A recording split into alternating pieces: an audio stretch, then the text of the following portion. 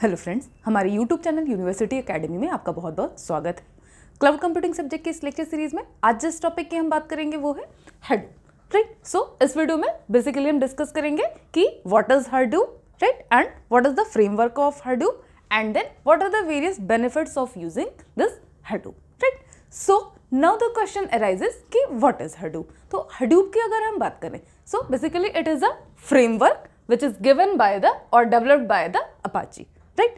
So अब ये अगर हम बात करते हैं कि एक्चुअली में ये करता क्या है, तो इसको इस तरीके से समझ सकते हैं हडूप का रिक्वायरमेंट क्यों आया कि नाउअडेज आप देख रहे हो कि डिफरेंट साइट्स हैं लाइक सोशल मीडिया वेबसाइट्स या सपोज स्टॉक एक्सचेंज, जहाँ पे large set of data sets means manage होते हैं, जहाँ पे अगर हम स्टोरेज की बात करें तो it requires a huge amount of data storage, जिसमें कि वो जो भी उसका डेटाबेस है उसको स्टोर किया जा सके, राइट। सो इसके बेसिकली टू मेथड्स हो सकते हैं। एक तो सिंपल ये होगा कि जो भी ट्रेडिशनल अप्रोच है आपका, आप उसको यूज कर सकते हो कि जो सिंपल आपका फाइल सिस्टम अवेलेबल है, आप फाइल्स के फॉर्म में डेटा स्टोर कर सकते हो।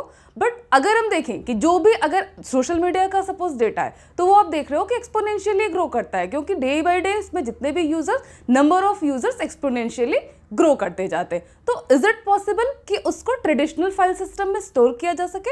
नहीं, राइट। तो उसके लिए फिर क्या हुआ, डिफरेंट मींस रिलेशनल जो डेटा था उसको स्टोर करने के लिए, जैसे प्रीवियस वीडियो में मैंने आपको बताया कि मैप रिड्यूस टेक्नोलॉजी ये आई आपकी, जिसको कि जो कि यहाँ पे प्रोवाइड किया गया था, जो सिंपली क्या करता था, जो आपका फाइल सिस्टम था उसको इसने ओवरकम किया उसकी प्रॉब्लम्स को, राइट। तो उसके बाद नेक्स्ट जो हुआ कि नेक्स्ट आया हडूप, ठीक है। तो हडूप बेसिकली क्या किस लिए यूज करते थे कि जो भी लार्ज डेटा सेट्स अवेलेबल हैं उसका स्टोरिंग एंड उसका analysis means analysis, processing and maintenance, ठीक है, इन सबको करने के लिए बेसिकली ये टेक्नोलॉजी एग्जिस्टेंस में आई, राइट। सो इसको अगर हम टेक्निकली यहाँ पे देखें कि व्हाट इज हडूप, तो इसको देख सकते हैं, it is an open source Java based framework used for storing and processing big data in distributed environment, right. अब सबसे इंपॉर्टेंट चीज यहाँ पे क्या है, it is an open source, ठीक है, यानी कि ये क्या करता है, एक ओपन सोर्स फ्रेमवर्क है जिसको कि कोई भी यूज कर सकता है बेसिकली, इसमें इसको कोई आपको अलग से चार्ज पे करने की जरूरत नहीं पड़ेगी। So it is an open source Java based framework used for storing and processing, ठीक है। जो इसका इंपॉर्टेंट यहाँ पे एस्पेक्ट है यूज करने का, it is used for storing and processing big data in distributed environments, right. अब यहाँ पे स्टोरिंग एंड प्रोसेसिंग ये तो क्लियर है, सिंपल सी बात है। स्टोरिंग मींस जो भी उसका स्टोरेज होगा, और प्रोसेसिंग का रिक्वायरमेंट ये है कि सपोज कोई आप एनालिसिस करना चाहते हो उस डेटा को यूज करके, राइट। तो उस केस में क्या होगा, it requires some sort of processing, ठीक है। जो भी डेटा स्टोर होगा उस पर अगर हम प्रोसेसिंग करना चाहते हैं, उसको फर्दर कहीं यूज करना चाहते हैं, तो अगर हम हडूप का यूज करके उसको प्रोसेस करेंगे तो it will become easy to process those data, right. फिर processing big data, right. Big data का मतलब क्या है कि जो भी large volume of data sets available हैं, मींस जो डेटा आपका अवेलेबल है, जैसे स्टॉक एक्सचेंज का आपका साइट है, या मान लीजिए जैसे ट्विटर है, फेसबुक है, इस टाइप का जो भी एप्लीकेशन आप सर्विसेज यूज कर रहे हो, तो उसका जो भी डेटा है मींस उसमें क्या है, बहुत सारा डेटा एक साथ स्टोर करने का रिक्वायरमेंट होता है, तो सिंपली ये हडूप हम वहां पे यूज कर सकते हैं। अगर आप चेक करोगे तो आपको ये पता चल जाएगा कि बेसिकली जो आपका फेसबुक, ट्विटर, इस टाइप का जो भी साइट्स है, तो उन सब के लिए ये टेक्नोलॉजी ऑलरेडी यूज की जा रही है, राइट।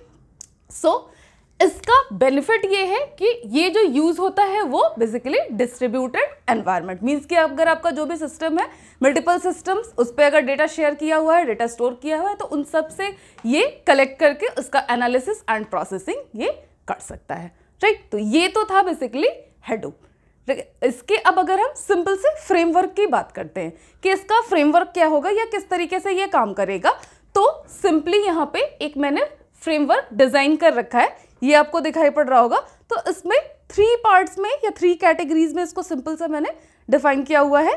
तो सबसे पहले यहाँ पे data sets means big data की अगर हम बात करें, तो जो large volume of data available है उसको यहाँ पे मेंशन किया हुआ है। वो आपका मीडिया डेटा हो सकता है, या सपोज सिस्टम लॉग फाइल हो सकता है, या वो कोई भी रिलेशनल डेटाबेस हो सकता है, राइट।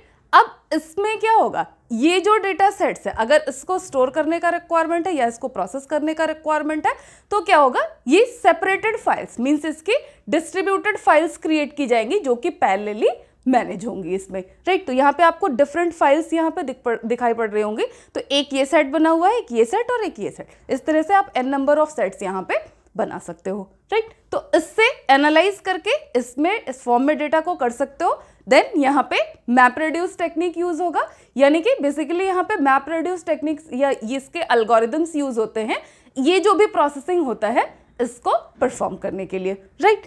देन यहाँ से सारा डेटा फिर आफ्टर प्रोसेसिंग कंसोलिडेट होकर जो भी इसका यूजर होगा यानी कि जो डेवलपर होगा जो ये सारा एनालिसिस या ये प्रोसेसिंग परफॉर्म कर रहा है वो यहाँ से उस पर्टिकुलर डेटा को यूज कर सकता है, राइट। तो ये था आपका हेडूप का फ्रेमवर्क, ठीक है। सिंपल सा फ्रेमवर्क है जिसमें कि सिंपली अगर हमें एनालिसिस करना है, लाइक आपको कोई भी इंफॉर्मेशन अगर किसी भी लार्ज डेटा सेट से अगर यहाँ पे एनालाइज करके अब आपको देखना है तो सिंपली क्या कर सकते हो, अगर एक साथ पूरे सेट में चेक करोगे तो it is not possible to check कि क्या आप इंफॉर्मेशन आपको चाहिए, बट अगर वो डिस्ट्रीब्यूटेड है इक्वली डिफरेंट सिस्टम्स के फॉर्म में स्टोर है, डिफरेंट फाइल्स के फॉर्म में स्टोर है, देन यहाँ पे मैप रिड्यूस से और क्या होगा, जो वो इंफॉर्मेशन था वो समराइज हो जाएगा और उस समराइज सेट को चेक करना आसान होगा और उससे चेक करके आपको जो भी इंफॉर्मेशन चाहिए डेवलपर को वो यहाँ से ले सकता है, राइट।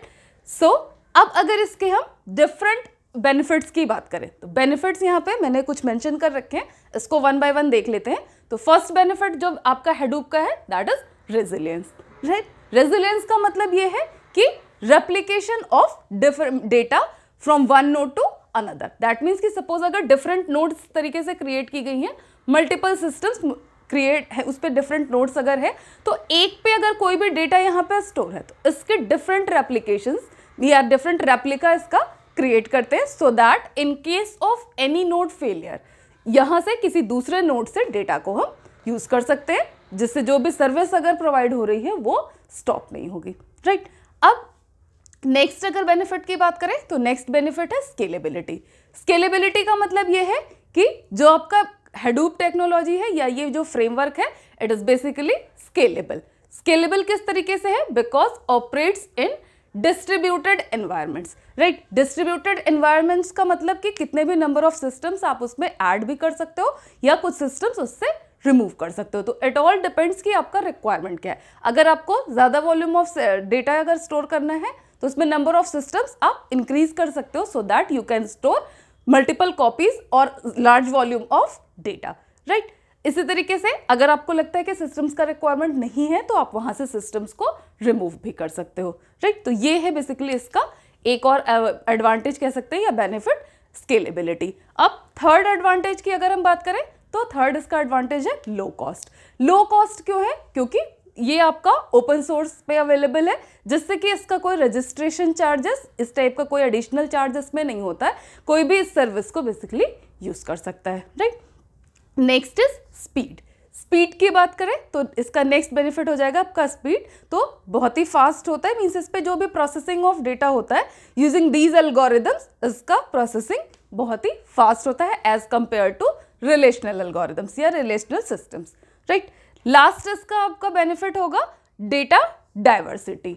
डेटा डाइवर्सिटी का मतलब ये है कि it can store structured data जो कि ऑलरेडी फॉर्मेटेड डेटा है, ठीक है। इसी टाइप से ये अनस्ट्रक्चर्ड डेटा उसको भी स्टोर कर सकता है, right. And then semi structured data, ठीक है। तो ये किसी भी टाइप का डेटा सेट होगा, वो स्ट्रक्चर्ड जिसमें फॉर्मेटेड डेटा, अनस्ट्रक्चर्ड मीन्स कि किसी भी तरीके से डिस्ट्रीब्यूटेड है, कोई उसका फॉर्मल स्ट्रक्चर नहीं है, एंड सेमी स्ट्रक्चर इसमें कुछ आपका फॉर्मेटेड होगा कुछ आपका नॉन फॉर्मेटेड होगा। तो ये किसी भी टाइप का डेटा ये स्टोर कर सकता है।